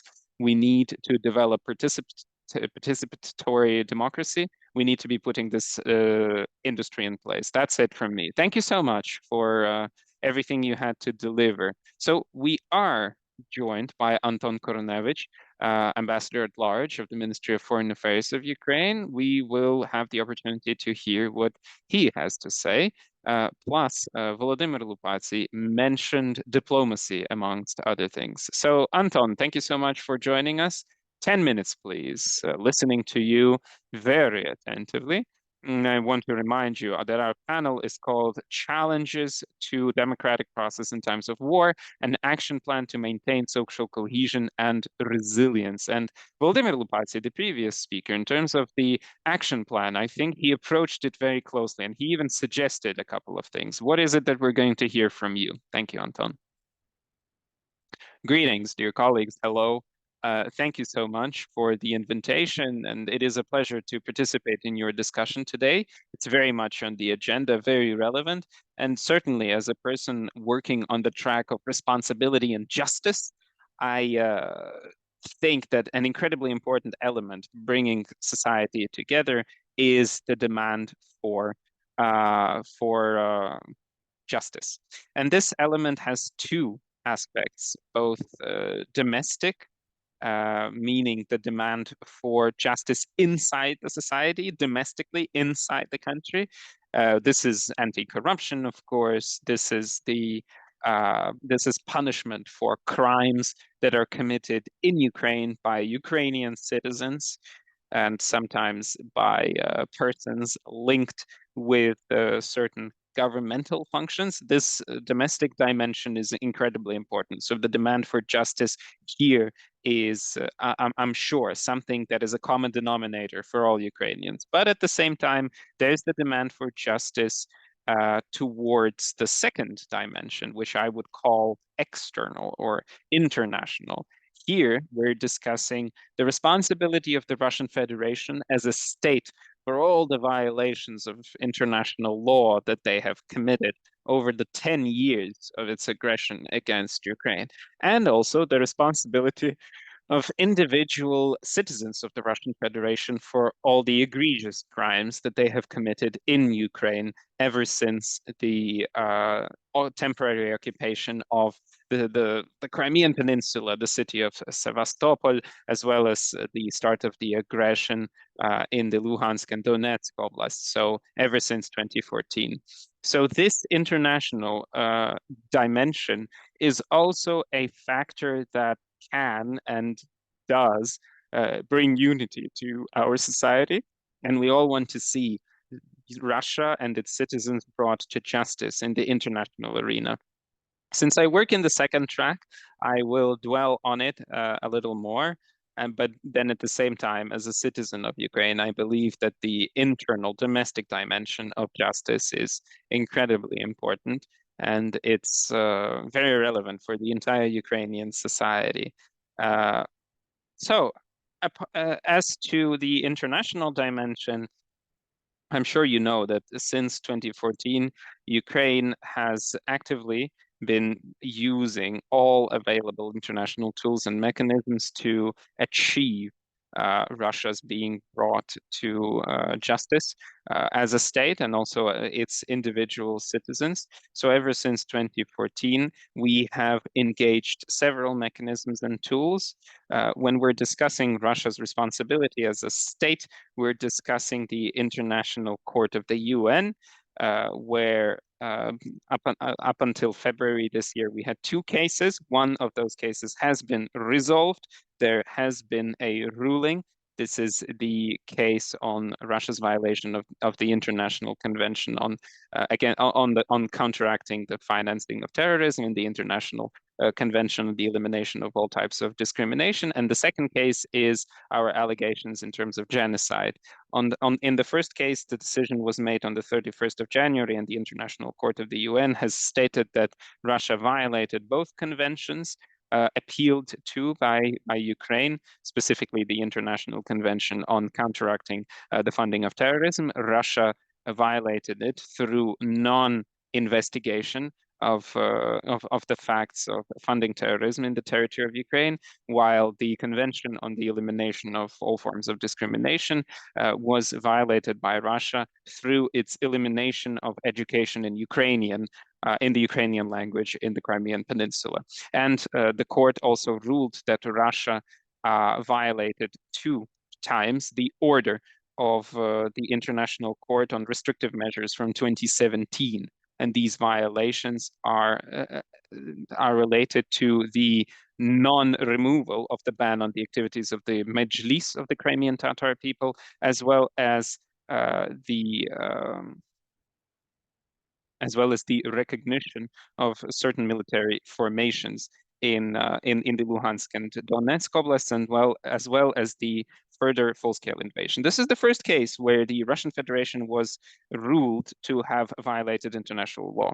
The second case continues on the 2nd of February. The International Court ruled on its jurisdiction over the case, and now we are entering the consideration of the case as such. And here, this is about Russia's misuse and speculation of the Genocide Convention, the identification of genocide, and over 10 years, ever since 2014, it posed that Ukraine has been undertaking genocide against people in the Donetsk and Luhansk oblasts, and then used this as pretext for its full-scale invasion. And the restrictive measures order from 16th of March 2022 is still in effect, where the International Court imposes on the Russian Federation to immediately seize all military activity in Ukraine. So the International Court remains an important tool to achieve justice. Apart from this, there are also 2 cases in international arbitrages that are established in line with the UN Convention on the Rule of the Sea in terms of the laws applying to our marines and to our territorial waters rights. I'm sure you're familiar with the incident from 2017, the attempt to pass under the Kerch Bridge by a Ukrainian ship.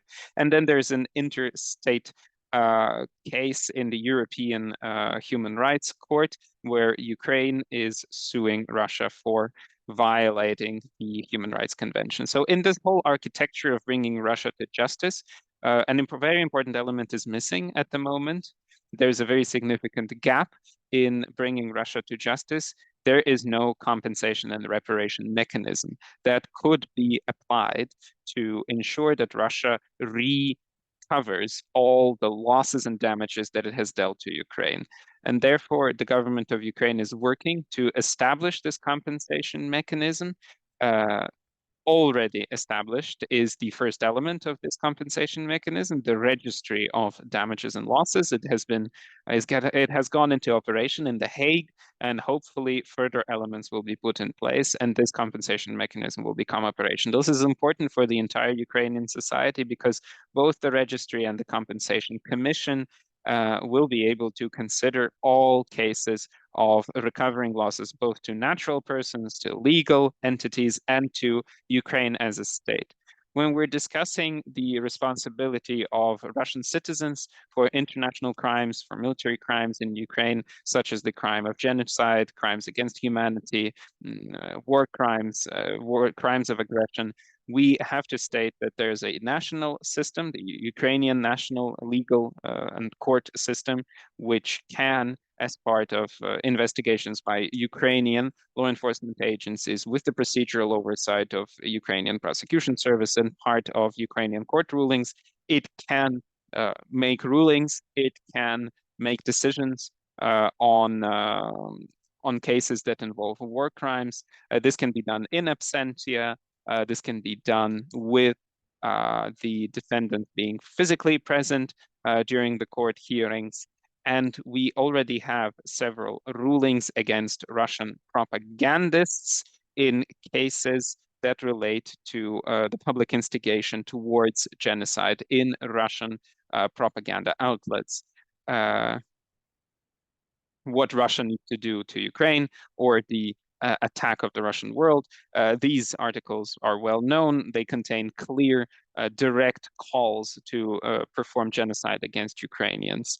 So obviously, the international system is working. This scale of violations of international law has been unseen in Europe ever since 1945.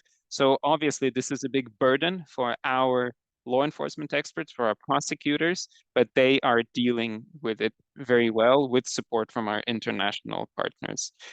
In addition, there's the International Criminal Court, which has jurisdiction to consider cases where Russian Federation citizens committed 3 types of crimes: genocide, crimes against humanity, and war crimes. We already had 2 arrest warrants for Putin and Belova, which relates to them committing the war crime of illegal deportation of Ukrainian children into the Russian Federation. And we are working for to see these 2 first warrants not being the last ones, for them to be followed up. And we are hoping to see from the International Criminal Court further arrest warrants for Russian citizens, both for war crimes, for crimes against humanity, and of course, for the crime of genocide. But similar to bringing Russia to justice as a state, we also here have, when it comes to citizens being brought to responsibility, there's a very significant gap. There is no single mechanism, court-based mechanism, to bring the supreme leadership of Russia, both military and civilian, to responsibility for the crime of aggression against Ukraine.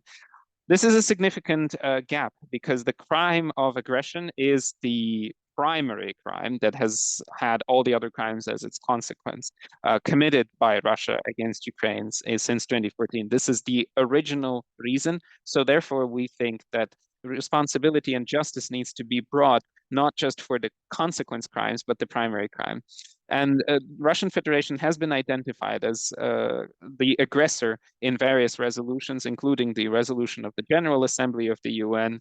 And considering that the Russian war against Ukraine is the largest aggression in Europe ever since the end of the Second World War, we are convinced that a special tribunal as to the crime of aggression is a necessary element to ensure comprehensive responsibility of the Russian Federation and its citizens for the brutality and the egregious crimes that they have committed in Ukraine.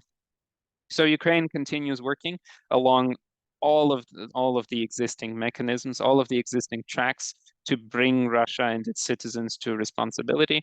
And it's also working to fill these existing gaps that unfortunately are still there in the system of international justice, to establish a compensatory mechanism which will be used, hopefully, by all to receive compensation for the harm that has been dealt to them by Russia, both private, natural persons, legal entities, and Ukraine as a state. And the second gap, establishing a tribunal that will bring the supreme leadership, both civilian and military, of Russia to responsibility for the crime of aggression, which the Russian Federation has been waging against Ukraine. So moving along all of these tracks, tools, and mechanisms, and the establishment of these 2 additional tools and mechanisms is important to meet our common demand for justice in the international dimension. Thank you for your attention. Thank you. Thank you so much, Anton. Well, if this one voice that we speak internationally in is like anything like Anton Kornevich's voice, it's pretty convincing, but perhaps it's a little too flat. But hey, sometimes unnecessary emotionality is a drawback. Colleagues, we have 6 minutes to have questions and answers, but the questions can be formulated here, and the audience and the responses can be heard there as well. So, lady at the back, please, Alexandra Lyashenko, I will give you the microphone so that everyone can hear everything. No, the microphone stays in my hand. Okay, thank you very much, Oksana Lyashenko. I am a professor at the Business School for the Ukrainian Catholic University. I want to thank you so much for this brilliant event to the national platform. The organizers and the co-founders have done a great job here today. This is very much of a topical event, and the discussion of the resilience and cohesion issue is very important. Moderation was great. So my question is the following. So we had 2 years, 8 years ahead of that. So the track is 10 years. and you were one of the first ones to enter this whole flurry of events. What are that will be taking place across these couple of dates? What are the main takeaways and lessons learned that we should take on of the last 10 years? What do we do so that our resilience doesn't become vulnerability? We've talked about communication, about the demand for justice, about cohesion. What is it that we have to take on to avoid the pessimistic scenario? All right, who's going to tackle this first? Volodymyr Lupatsy. Okay, and I want to remind you that first panelists might also want to chip in. Carry on. Well, so our lessons learned for resilience and cohesion. For resilience in our little circle, what we're still lacking is a comprehensive assessment of risks, meaning, when we're well informed, we're well armed. So that is something we need to address. We should not be having disjointed sectoral events. It's important for the society to see a comprehensive view of risks, to then, in a distributed fashion, decentralized fashion, to prepare for them at the level of communities, regions, specific ministries, and so on. And considering the issue of safety, there's always open and closed information, but this doesn't mean this is not an exercise to be engaged in at all. That's the first thing. And then secondly,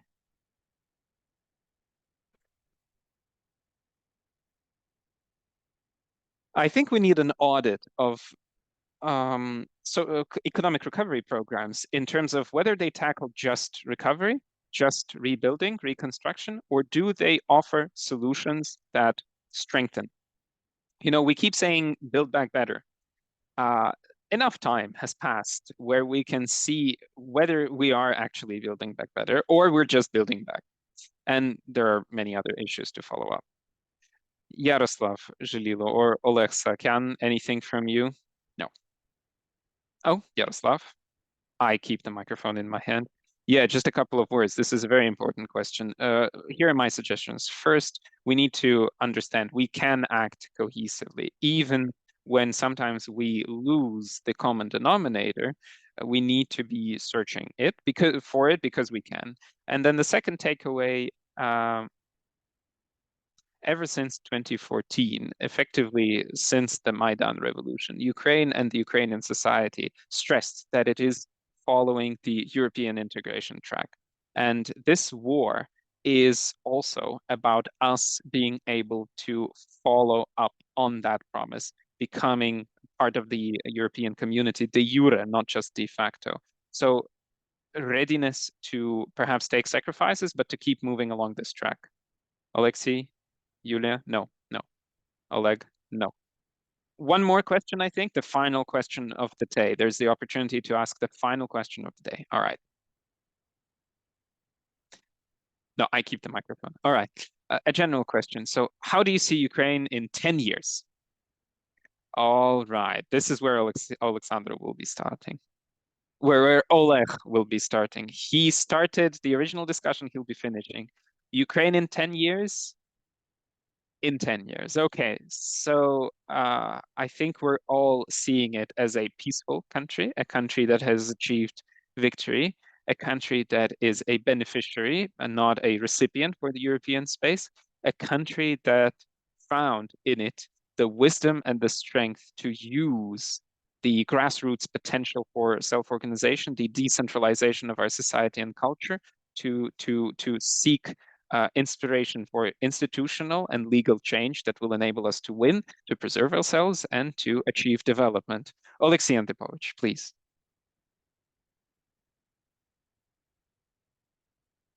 I asked myself this question a while ago, and we asked it also of our respondents.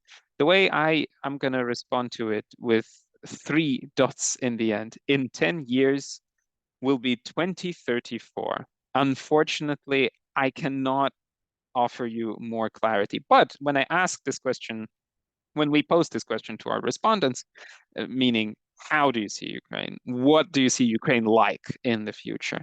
First of all, Ukrainians said it's free, it's independent, and then it's wealthy, it's rich.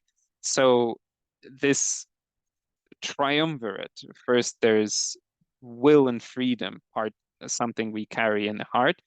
Independence is about legal recognition, and then of course wealth, well-being. Ukrainians keep bringing this up. This is a very grassroots sort of word, rich, wealthy. This is what we're looking forward to up until 2034. And Yulia Tishchenko, please. Well, it's better that we're rich and healthy than, poor and helpless. Um, yeah, this is what we wish for ourselves. But the question is, um, to what extent are we capacitated to make this happen, for this not just to be a vision, even though a vision is important, but for this to be implementable? Of course, independent. Ideally, with the return of our citizens and our territories, with huge opportunities for communication, meaning European integration, of course, and our world all over the world. We are Ukrainians are all over the world now. So meaning using the potential well, using opportunities well for the benefit of the continent as well, open for sharing. So not just working for our own benefits. Thank you. Thank you very much, Volodymyr. Yes, just a single word here. The way I would respond to this, I think the Ukraine of a future is a Ukraine that has won the war with both its external and its domestic enemy. The domestic enemy is, it's about to what extent Ukraine will be able to provide the rights of the most discriminated against minority of people, active citizens and innovators. The new Ukraine is already there, and if we prevent it from being trampled on, it will be wonderful. My dear colleagues, our plan for today has almost been met. The important agenda point is informal communication over coffee. So the thoughts that have been mentioned today, I believe they will find further development.